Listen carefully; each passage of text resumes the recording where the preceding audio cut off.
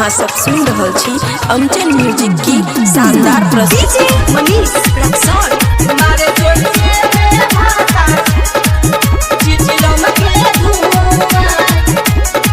खुशी recording studio बलुआहा। देखेला सपना हम बोलबम के ई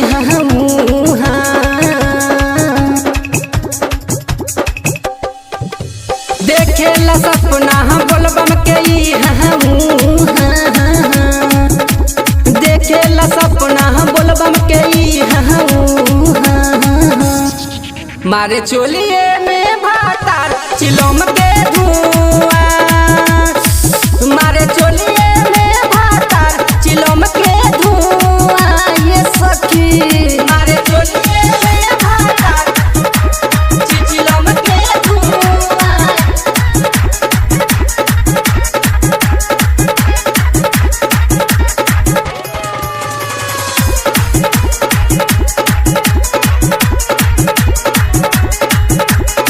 खुशी रिकॉर्डिंग स्टूडियो बलुआहा।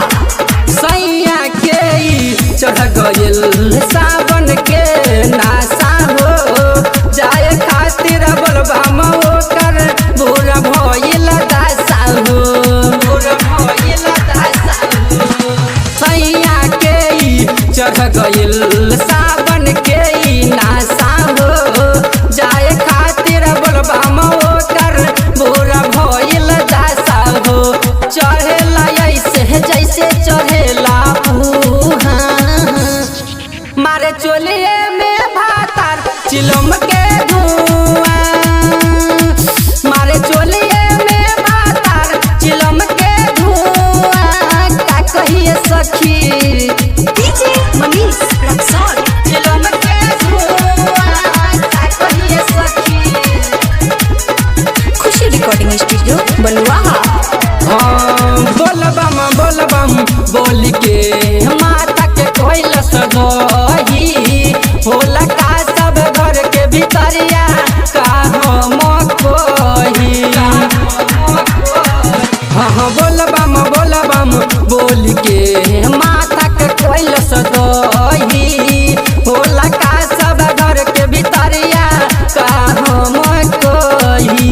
गाजा मोले में ढोरी के कोइल सकुआ, मारे चोलिए में भातार चिलम के धुआं, मारे चोलिए में भातार चिलम के धुआं। ये सखी डीजे मनीष रक्सौल चिलम के धुआं। ये सखी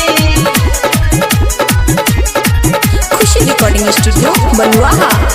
राइटर नासिम का कही माने न हमरो बात हो, पियबा चंदन कैलस खूबे उल्टा सीधा रात हो। राइटर नासिम का कही माने न हमरो बात हो, पियबा चंदन कैलस खूबे उल्टा सीधा रात हो। भले हम रहती साथ मिठू के